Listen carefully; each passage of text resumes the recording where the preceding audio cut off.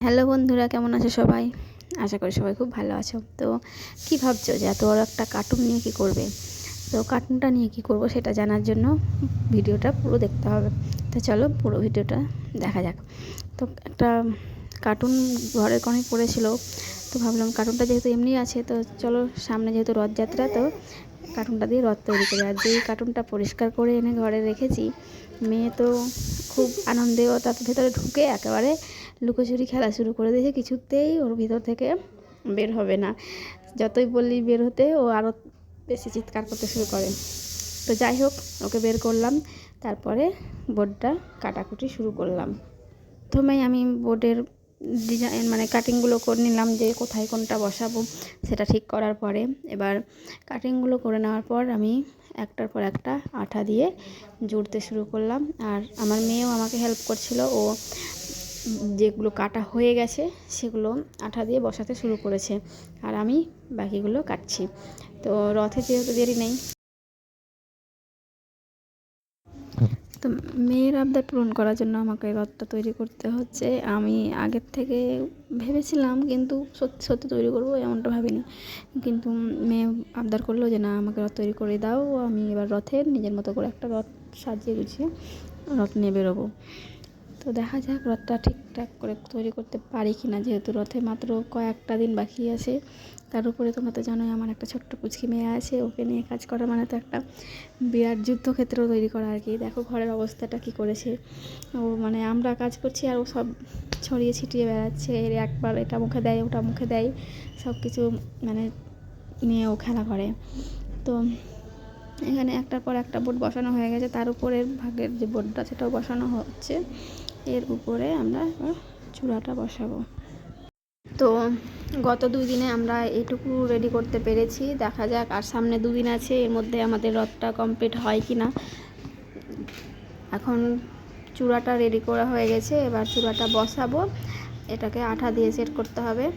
তারপরে কাজ হচ্ছে চার সাইডটা ভালো করে ফাঁকা জায়গাগুলো ঘিরে তারপর কালার করা।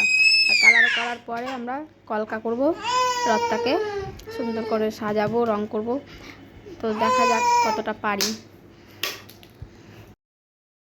আচ্ছা, তোমাদের কার কার বাড়িতে এরকম ছোট্ট বেবি আছে একবার জানাবে তো। কারণ বেবিরা থাকলে যে কারো ভালো লাগে না খারাপ লাগে সেটা আমারও জানা দরকার। কারণ আমার খুব ভালো লাগে, আমার মেয়ে আছে বলে আমার সারাদিন ওর সাথে খেলতে হাসতেই সময়টা কখন পার হয়ে যায় নিজেও বুঝতে পারি। তো আমার খুব ভালো লাগে ওকে নিয়ে, আমার মানে সারাটা দিন ওর সাথে এইভাবে হাসতে খেলতে পার হয় বলে আমার খুব ভালো লাগে। আমি চাই সারাটা জীবন যেন আমি এইভাবেই পার করতে পারি। তো যাই হোক, এবার আমরা রথের চূড়াটাও রেডি করে বসিয়ে দিয়ে তারপরে মিডিলে যেখানে আমরা জগন্নাথ দেবের মূর্তিটা বসাবো, ঠিক সেইখানে দুটো থার্মোকল দিয়ে জায়গাটাকে ঠিক করে নিলাম, যাতে একটু উঁচু দেখায়।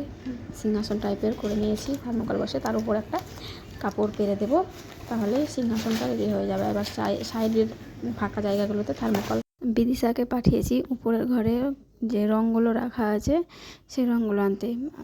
কয়েকদিন আগেই আমাদের পার্লার রুমটা কালার করা হয়েছে, তো সেখান থেকে কিছু কিছু রঙ বেঁচে গেছে। সেই বাঁচানো রঙগুলো দিয়ে ভাবছি যে রথের যে কালারগুলো সেগুলো করে নেব।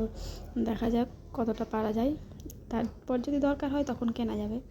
তো বারবার থার্মোকলগুলো বসাচ্ছি আর এখানে খুলে খুলে পড়ে যাচ্ছে। তো এইভাবে অনেকটা সময় কেটে গেছে, যত ফ্যান চলছে ফ্যানের জন্য থার্মোকলগুলো খুলে পড়ে যাচ্ছিলো। তো এদিকে বিদিশা তো ডাকাডাকি শুরু করেছে, বলে খুঁজে পাচ্ছে না, দেখি কি করে। অনেক কষ্ট করে ও খুঁজে নিয়ে এসেছে রঙগুলো, আর এসেতেও খুব রেগে গেছিলো, যেহেতু ওকে অনেক কষ্ট করে অনেকক্ষণ ধরে খুঁজতে হয়েছে। এসে আমার উপর খুব চেঁচামেচি করতে শুরু করেছিল। তবুও আবার ভাবলো যে না, নিজেই যখন রথটা তৈরি করতে বলেছে তাই কন্ট্রোল করে নিয়েছি, নাহলে খুব রাগ প্রচণ্ড। ওকে রেগে গেলে খুব কষ্ট হয় সামলাতে, তবু নিজে নিজে সামলে নিয়েছে, এটাই অনেক। তো এবার আমরা রঙগুলো দেখবো কোনটা কোনটা রঙ আছে, তারপরে কোথায় কি কালার করব সেগুলো ঠিক করতে হবে। দেখা যাক কী আছে। এবার আমার থার্মোকল বসানো হয়ে গেছে অনেকটা।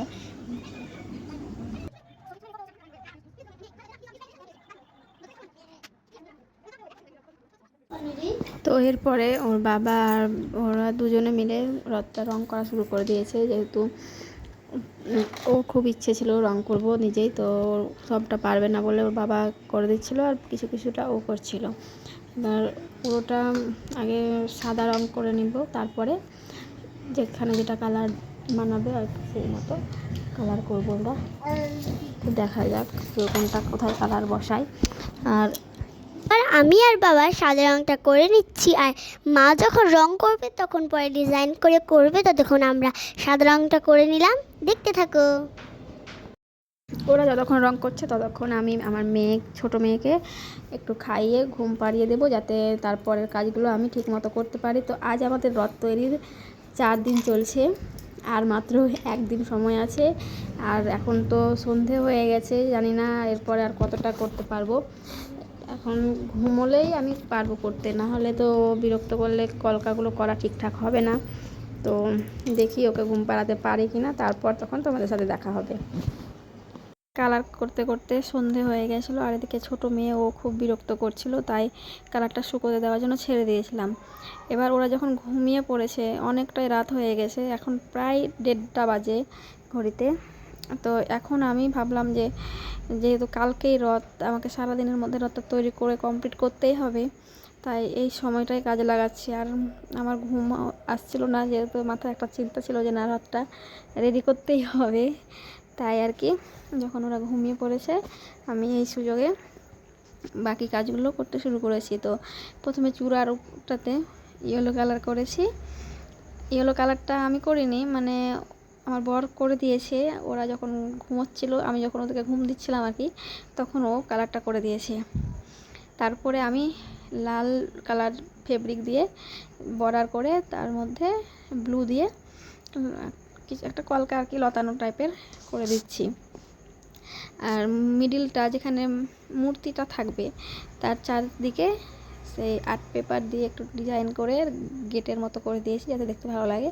আর এই যে ওরা তো কী শান্তিতে এখন ঘুমোচ্ছে, আর আমি বসে বসে বাকি কাজগুলো করছি। আর এখানে ব্লু কালারটা করে দিচ্ছি সেই 4 সাইডে, যাতে ইয়েলোর পরে ব্লু কালারটাই আমি দেখলাম যে একটু মানে ভালো লাগছে আর কি। বাকি অন্য কালারগুলো যেগুলো ছিল সেগুলো ঠিক মানাচ্ছিল না, তাই ব্লু কালারটাই করে নিলাম এখানে। আর এর উপরে আবার সাদা কলকা দিয়ে সাদা রঙের ফেব্রিক দিয়ে কলকা করে দেবো। আচ্ছা, তোমরাও কি এভাবে রাত জেগে রথ তৈরি করো রথের আগে? কে কে করো অবশ্যই কমেন্টে জানাবে। আমি এর আগে কখনো এভাবে রাত জেগে রথ তৈরি করিনি, এবার ফার্স্ট টাইম করছি, তাই ভাবলাম তোমরাও কেউ করো কিনা সেটা জানতে ইচ্ছে করলো।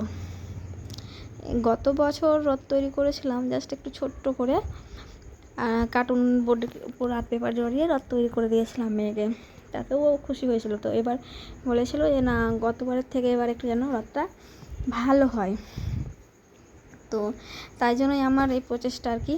আর যেহেতু এবার আমার ছোটো মেয়েটা অনেকটাই ছোট, তাই ওকে সামলে কোনো কাজ করা মানে তো অনেক কষ্টের ব্যাপার। তাই ও যেহেতু ঘুমিয়ে আছে, এই সুযোগটাই আমাকে কাজে লাগাতে হবে। আর কাল সকাল থেকেই রথের বাকি যে সাজানো গুছানো সেগুলো করতে হবে, এগুলো কাজ তো আর কাল করা যাবে না। আর যেহেতু রথের দিন, তাই রান্নাবান্নাটাও সেরকমই হবে, ভাবতে পারছো। বাঙালির তো রান্না খাবার এইসব নিয়েই তো সারাদিন ব্যস্ত, তো তাই আমাকে আজ রথটা তৈরি করে কমপ্লিট করে নিতে হবে। তো এখন আমি এই নীল কালারটা করে নিয়ে উপরে সাদা ফেব্রিকের কলকা করে দেব। আর যে নিচটা আছে, নিচটা একদম পুরো ফাঁকা ফাঁকা মনে হচ্ছে নিচের যে লেয়ারটা, তাই ভাবলাম ওখানটাতেও কিছু একটা করে দেবো। তাই ওই পিলারগুলোতে লাল কালারের কাপড় জড়িয়ে সেগুলোকে একটু যাতে দেখতে ভালো লাগে, তারপরে 4 সাইডে লাল কালারের কাপড়টা জড়িয়ে দিয়েছিলাম। যে থার্মোকলগুলো বসানোর সময় বারবার খুলে পড়ে যাচ্ছিলো, এখন থার্মোকলগুলো এতটা শক্তভাবে এঁটে গেছে যে এখন আর টানলেও খুলে পড়ে না। তো আমি রাত্রিবেলায় ওই কালারগুলো করে ছেড়ে দিয়েছিলাম কাজটা, অনেকটা রাত হয়ে গেছিলো। তো এখন সকাল হয়ে গেছে, এখন সকালবেলাতেই আবার বসে পড়েছি উঠেই, এখনও ওরা ঘুমোচ্ছে। আর আমি একদম ভোর ভোর উঠে গেছি যাতে বাকি কাজটা কমপ্লিট করতে পারি ওরা ঘুম থেকে ওঠার আগেই। তো এখানে আমি রথে যে মূর্তিটা থাকবে তার পেছনে একটা বোর্ড নিয়ে রাউন্ড শেপে কেটে নিয়েছি, আর তারপরে বাঁশের কঞ্চিগুলো নিয়েছি, কঞ্চিটা দিয়ে সাইডগুলোতে একটু টাইট করে দিয়েছি, যাতে রথটা নড়বড় না করে। তো বোর্ডটা বসাচ্ছি আর নিচে কাপড় দিয়ে বসিয়ে পুরোটা ঘিরে দিয়েছি, এটা তো প্রথমে বলেছি।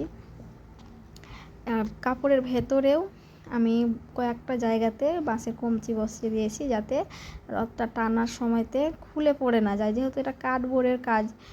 একটু জোরে টানলেই, আর বাচ্চাদের তো কোনো ভরসা নেই, ওরা রথটা পেয়ে হয়তো টানতে শুরু করবে জোরে। তাই কয়েকটা কঞ্চিগুলো ভেতরে বসিয়ে দিয়েছি, দিয়ে একটু টাইট করা হয়েছে।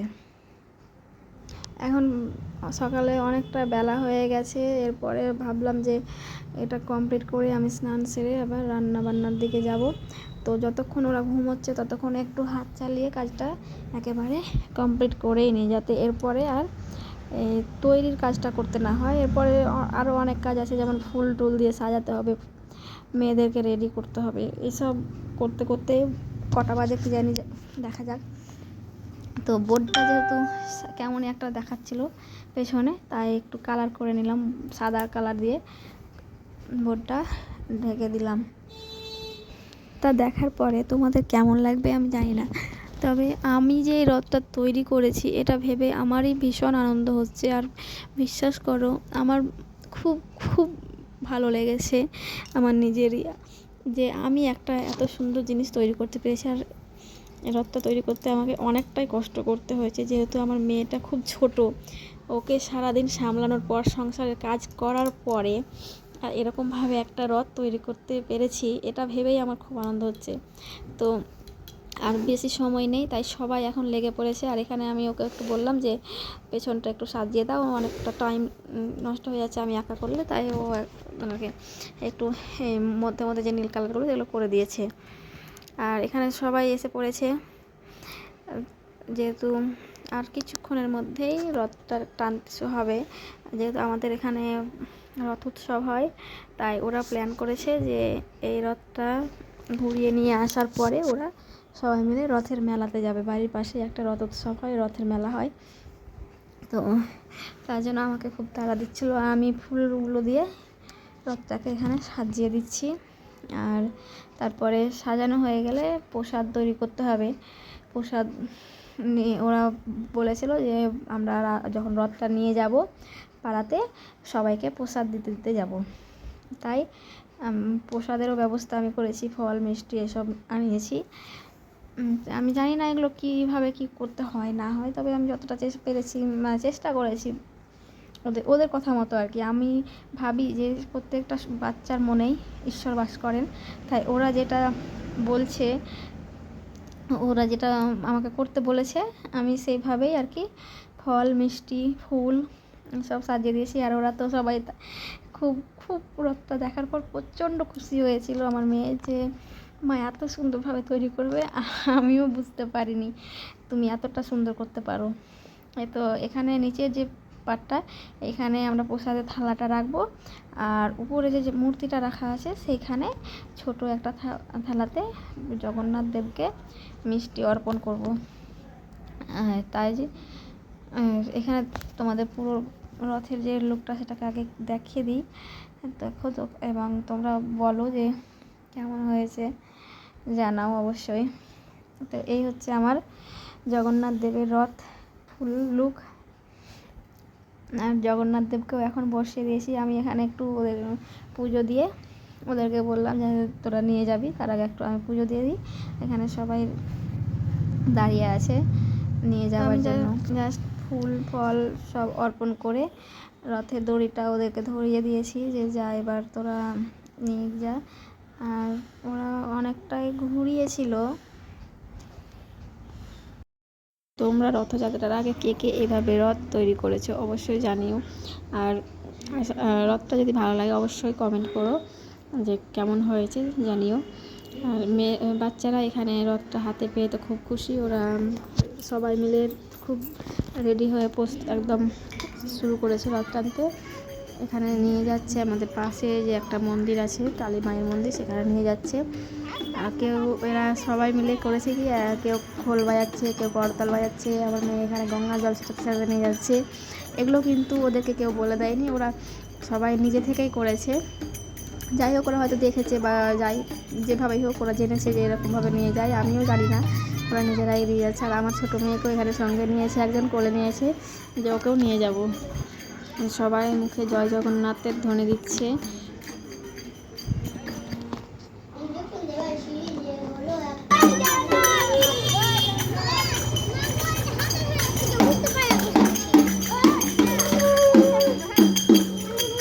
আর পুরো পাড়াটা এভাবে ঘুরিয়ে রথটা নিয়ে গেছিলাম মাসির বাড়িতে, মানে একটা বাড়িতে ধরে রেখেছিল আগে থেকেই রথটা রাখার জন্য। সেখান থেকে এসে সবাই মিষ্টি মুখ করেছিল। তো আশা করি সকলের ভালো লেগেছে আজকে ভিডিওটা, সকালে ভালো থেকো। আর আজকের মতো টাটা, দেখা হবে আবার নেক্সট কোনো ভিডিওতে। ততক্ষণ সবাই ভালো থাকবেন।